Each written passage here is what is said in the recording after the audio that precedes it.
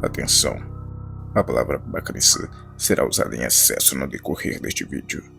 Em caso de suspeita de alguma coisa, alguém deverá ser consultado. Saudações para você que está me assistindo agora, eu sou o Isaac Nicolau, e sim, para você que acabou de sair do vídeo do Peter Pan e veio para esse, eu estou gravando os dois em sequência. Agora eu vou falar do livro Pedacinhos do Shintaro Kago, nesta edição muito bonita da Dark Side. Tudo que a Dark Side faz é bem glamourizado, por assim dizer, né? Então, quem já conhece o Shintaro Kago sabe que ele é famoso por um gênero chamado Bakamissa, que em português traduz-se aproximadamente para mistério bobo, mistério repleto de bobagem. E se você leu o primeiro conto do livro Pedacinhos do Shintaro Kago, que se chama Maníaco Fatiador, você vai entender muito bem o que significa o Bakamissa, que é o mistério da bobagem. Existem diversos tipos de mistério, alguns deles que são clássicos, como por exemplo, aqueles em que se tenta descobrir apenas quem é o responsável por um assassinato, ou então quem é o responsável pelo roubo de algum objeto. Nós podemos encontrar diversos desses mistérios clássicos em romances policiais, como por exemplo Raymond Chandler, ou então Arsène Lupin, ou até mesmo Queimado do Thomas Enger.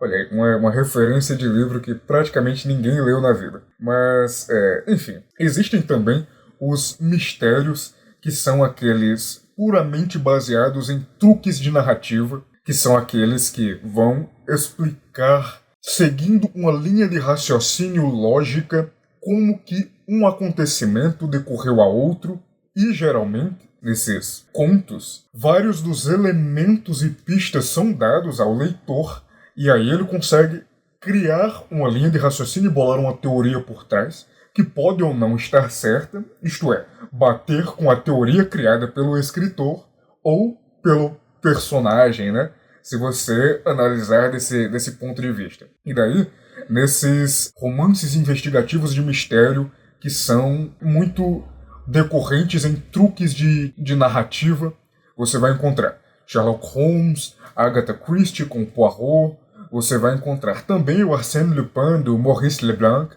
você vai encontrar também um Detetive Conan, talvez. Se você conhece animes, você conhece o Detetive Conan, mas eu nunca cheguei a ler o mangá ou ver o anime o suficiente para ter uma conclusão de fato em relação à maneira como ele é escrito e se ele de fato não é só um Bakamissa como as obras do Shintaro Kago. Além de ser muito conhecido pelo Bakamissa, o Shintaro Kago ele também é muito famoso por uma coisinha chamada eroguro, que seria, em português, o erótico grotesco, na qual diversas situações eróticas são trazidas por meio do grotesco, do bizarro, do esquisito. E, inclusive, ele é um grande fã de escatologia. Se você sabe o que é escatologia, eu sinto muito. Se você não sabe, não pesquise no Google. Isso vai te deixar traumatizado.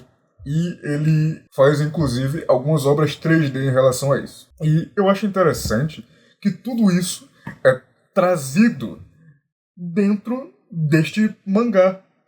De uma forma bem simplificada, claro. E, bom, eu acho que é isso que fez com que esse mangá fosse muito interessante para mim. Porque eu nunca tinha me deparado com Bakamissa.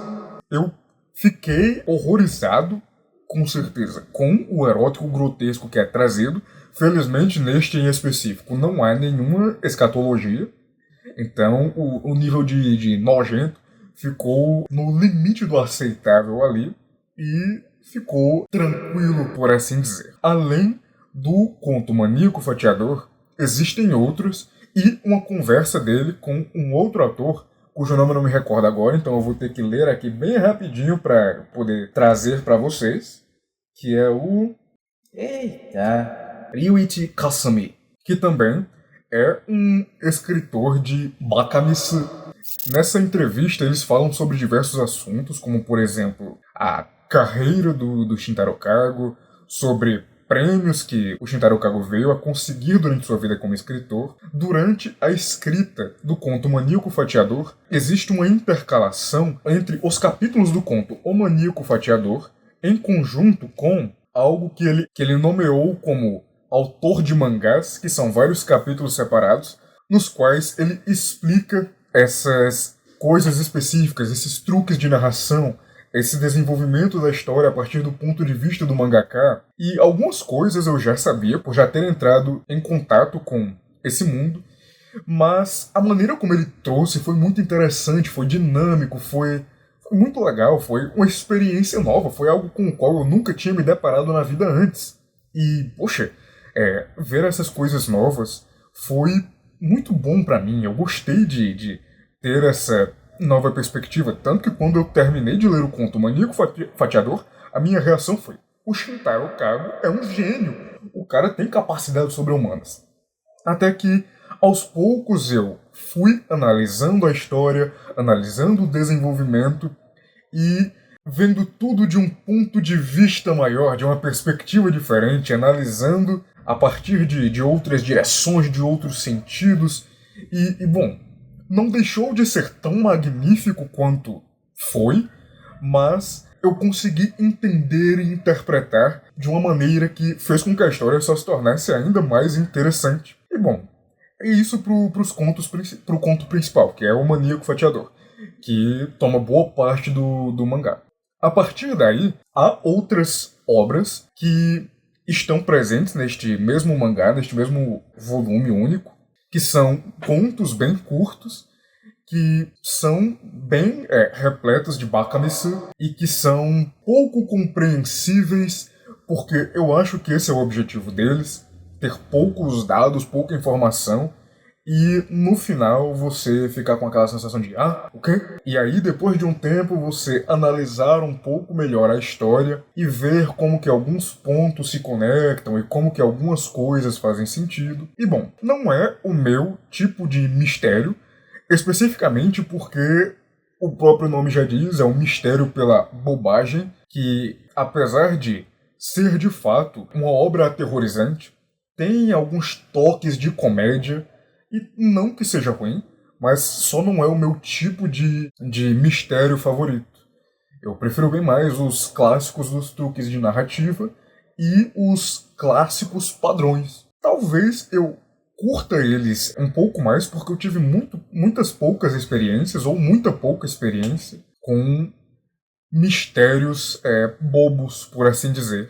E os que foram trazidos ao final desse mangá, para além do Maníaco Fatiador, não me agradaram tanto, porque a maneira como a história dele se desenvolve, apesar de muito curta, desconexa, e a quantidade de pistas ou pontos que são dados para o leitor e conectando tudo no final assim, não foram tantos e não foram agradáveis. Eu preferiria bem mais um Junji Ito nessa situação, que vai simplesmente para um horror sobrenatural, e quando traz um mistério, é também um mistério sobrenatural. Mas isso não significa que é ruim, mais uma vez. Muito pelo contrário. Eu achei bom.